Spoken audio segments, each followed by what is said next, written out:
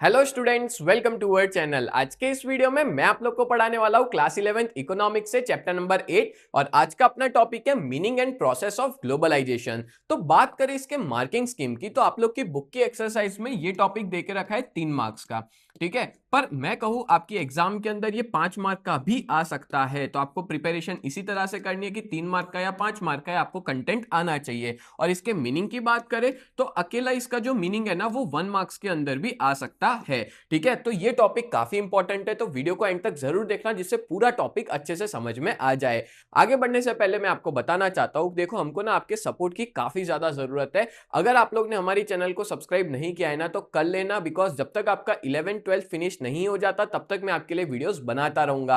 और आपके जितने भी दोस्त है ना सबको ये वीडियो भेज देना, जिसकी वजह से उनकी भी प्रिपरेशन अच्छी हो जाए और हमें सपोर्ट भी हो जाए, बिकॉज आपका एक सब्सक्राइब हमें मोटिवेट करता है कि आपके लिए और भी ऐसे वीडियोस बनाते रहे। और अगर आप लोग अपने 11th की प्रिपरेशन बहुत बढ़िया तरीके से करना चाहते हो ना, तो आप लोग हमारे न्यू बैच में भी ज्वाइन हो सकते हो। न्यू बैच में ज्वाइन होने के लिए आपको हमारी ऐप डाउनलोड करनी पड़ेगी। प्ले स्टोर या ऐप स्टोर पे जाके लिख सकते हो यूजीटी, आपको हमारी ऐप दिख जाएगी और उसको डाउनलोड करके उसमें ज्वाइन कर सकते हो। तो चलिए शुरुआत करते हैं आज के हमारे इस टॉपिक को, meaning and process of globalisation.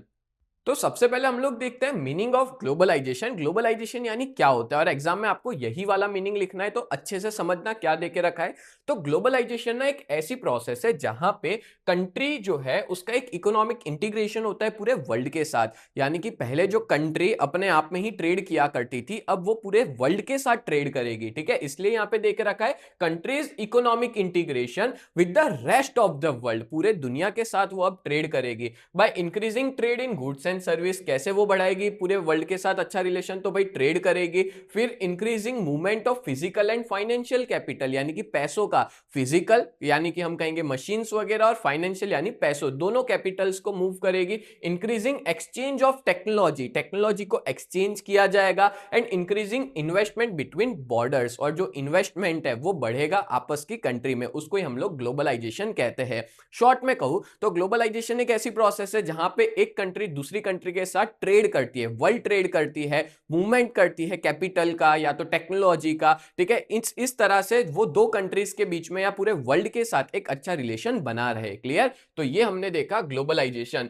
अब देखते हैं इसकी प्रोसेस में क्या देके रखा है। प्रोसेस ऑफ ग्लोबलाइजेशन, ये वाला टॉपिक 3 मार्क में पूछा जा सकता है और 5 मार्क में भी आ सकता है, इसी तरह से आपको प्रिपेयर करना है, ठीक है। तो देखो पहले क्या दिया है, 1991 में जो आईएमएफ था, इंटरनेशनल मॉनेटरी फंड, उन्होंने डिक्लेयर कर दिया था कि बहुत से ऐसे नेशंस है जो बहुत ज्यादा कर्जे में है, ठीक है, एज हाईली इंडेप्टेड। इंडेप्टेड मतलब होता है कि वो बहुत ज्यादा कर्जे में है, and thus imposed upon to them to globalize and again upgrade the technologies and growth of their nation। अब पता है आपको, मैं अगर आप लोग ने इंट्रोडक्शन वाला वीडियो नहीं देखा है ना तो पहले वो देख लेना, उसमें मैंने बहुत बढ़िया एक स्टोरी बताई थी, स्टोरी नहीं रियलिटी बताई थी कि कैसे अपनी कंट्री में ग्लोबलाइजेशन, लिबरलाइजेशन, प्राइवेटाइजेशन आया था। तो बात ऐसी थी कि अपनी कंट्री के पास ना पैसा नहीं था, कर्जा लेने के दिन आ गए थे, मतलब ऑलरेडी बहुत सारी जगह से कर्जा ले रखा था और फॉरेन एक्सचेंज ही नहीं था। फॉरेन एक्सचेंज यानी कि डॉलर्स नहीं थे। अब डॉलर्स लाने तो पड़ेंगे, अगर डॉलर्स नहीं होंगे तो मैं पूरे वर्ल्ड के साथ कोई भी चीज इंपोर्ट नहीं कर पाऊंगा। जैसे क्रूड ऑयल खरीदना है तो पेमेंट किस में करते हैं, डॉलर्स में करते हैं, तो डॉलर्स थे ही नहीं, तो उसके लिए हमको ना पैसे लेने की जरूरत थी, ठीक है। तो उस टाइम पे हमारे पास एक ही ऑप्शन बचा था, वो कौन सा था, आईएमएफ की। आईएमएफ के पास जाके मदद मांगे, इंटरनेशनल मॉनेटरी फंड के पास जाके मदद मांगे, ठीक है। तो आईएमएफ ने बोला ठीक है हम आपको पैसा तो दे देंगे, ठीक है, कर्जा तो दे देंगे यानी कि लोन तो दे देंगे, पर आपको हमारी कुछ कंडीशन माननी पड़ेगी। तो हमने बोला ठीक है बताओ क्या कंडीशन है। तो उनकी एक ये कंडीशन थी कि आपकी इकोनॉमी को ना ग्लोबलाइज कर दो। ग्लोबलाइज मतलब कि पहले अपनी इकोनॉमी क्लोज्ड इकोनॉमी थी, हम लोग ना वर्ल्ड ट्रेड नहीं किया करते थे ज्यादा, मतलब दूसरी कंट्री की कंपनियों को अलाउ नहीं करते थे इंडिया में आने के लिए, हम लोग एक्सपोर्ट इंपोर्ट ज्यादा नहीं करते थे, ठीक है, बहुत क्लोज्ड इकोनॉमी हुआ करती थी। बट बाद में 1991 के बाद जब से ग्लोबलाइजेशन आया ना, तब से आईएमएफ के कहने के अनुसार मनमोहन सिंह गए थे आईएमएफ के साथ डील करने, ठीक है, नेगोशिएट करने, और वहां पे उन्होंने कंडीशन रखी थी कि आपकी इकोनॉमी को ग्लोबलाइज करना पड़ेगा एंड अपग्रेड द टेक्नोलॉजी, और आपकी कंट्री की टेक्नोलॉजीज को अपग्रेड करना पड़ेगा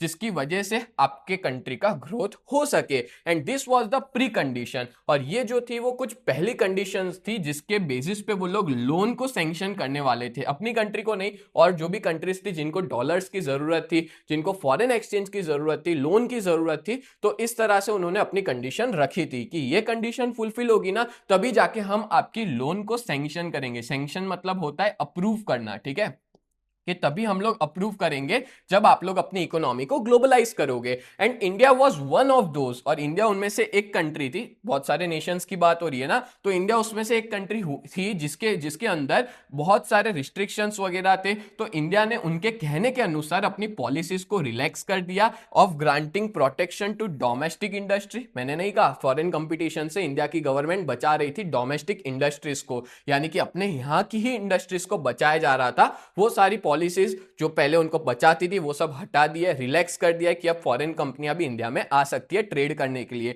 and thus India begins globalising by allowing more trade with other nation, और इस तरह से हम लोग ग्लोबलाइज हो गए, दूसरी कंट्रीज के साथ ट्रेड करने लग गए। ठीक है, मैंने बहुत बढ़िया तरीके से समझाया है। आगे बढ़ने से पहले मैं आप लोग को बहुत इंपॉर्टेंट इंफॉर्मेशन देना चाहता हूं। अगर आप लोग 11 जीएसईबी कॉमर्स में हो और अपनी प्रिपरेशन बहुत ही बढ़िया तरीके से करना चाहते हो ना, तो आप लोग हमारी इस बैच में ज्वाइन हो सकते हो। हमारी बैच का नाम है न्यू बैच, जहां पे हम लोग 4 सब्जेक्ट पढ़ाते हैं, अकाउंट, स्टैटिस्टिक्स, इकोनॉमिक्स और ओसीएम। और इन चारों सब्जेक्ट के आपको लाइव लेक्चर्स भी हम मिल जाएंगे, मतलब मंडे टू सैटरडे हर रोज लाइव लेक्चर्स पढ़ाते हैं, as well as recorded videos भी प्रोवाइड करते हैं। आपको यहां पे रेगुलर टेस्ट दे पाओगे, साथ में हैंड रिटन नोट्स मिल जाएंगे, 24/7 डाउट सॉल्यूशन प्रोवाइड किया जाता है। और इस पूरे बैच की प्राइस जो है वो बहुत ही ज्यादा रिजनेबल है, 2999 पूरे साल के लिए, जब तक आपका 11th फिनिश नहीं हो जाएगा तब तक के लिए। और हमारी बहुत ही बढ़िया सी टीम है। मैं आप लोग को इकोनॉमिक्स और ओसीएम पढ़ाऊंगा, कल्पेश सर आपको अकाउंट्स पढ़ाएंगे,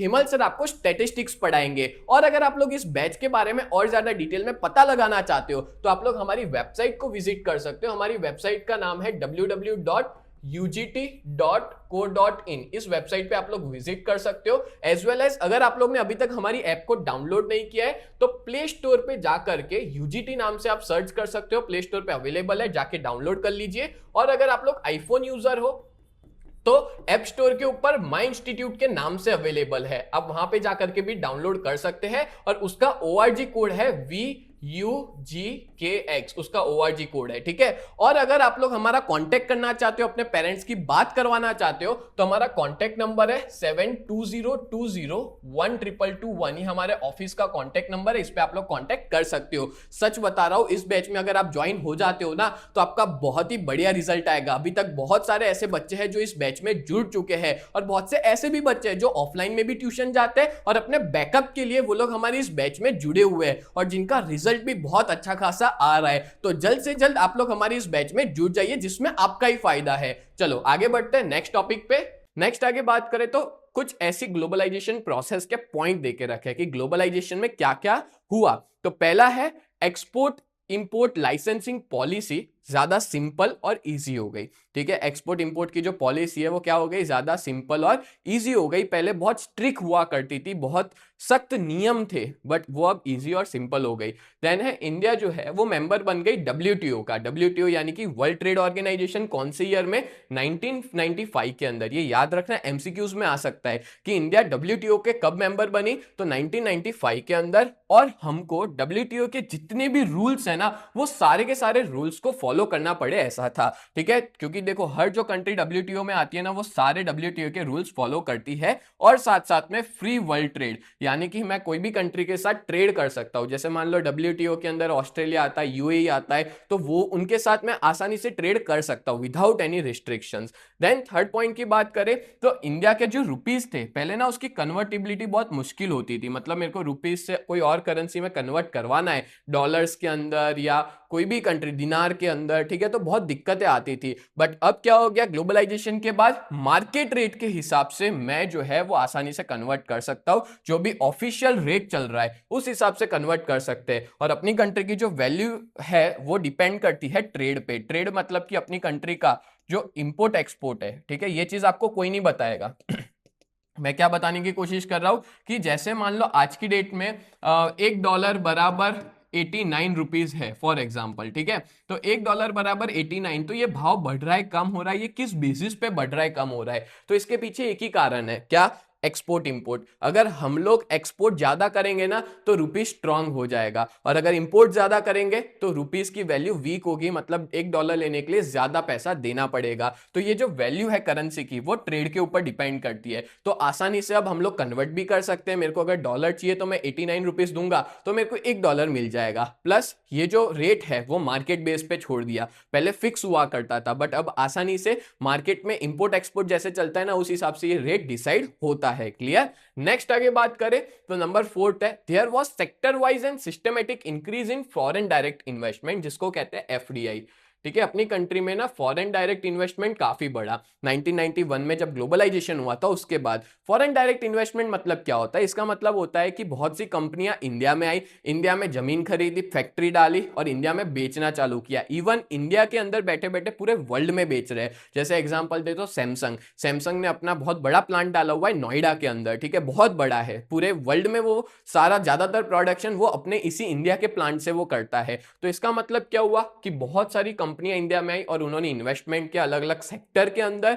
फिफ्थ है, investor and producer in India were allowed to increase financial collaboration, मतलब हम लोग फाइनेंशियल कोलैबोरेशन जो है वो आसानी से कर पा रहे हैं फॉरेन काउंटर पार्ट से। फॉरेन काउंटर पार्ट यानी क्या होता है कि फॉरेन कंपनियों के साथ इंडिया की कंपनी या इंडिया के इन्वेस्टर्स आसानी से कोलैबोरेशन कर सकती है, ज्वाइंट वेंचर कर सकती है। क्लियर।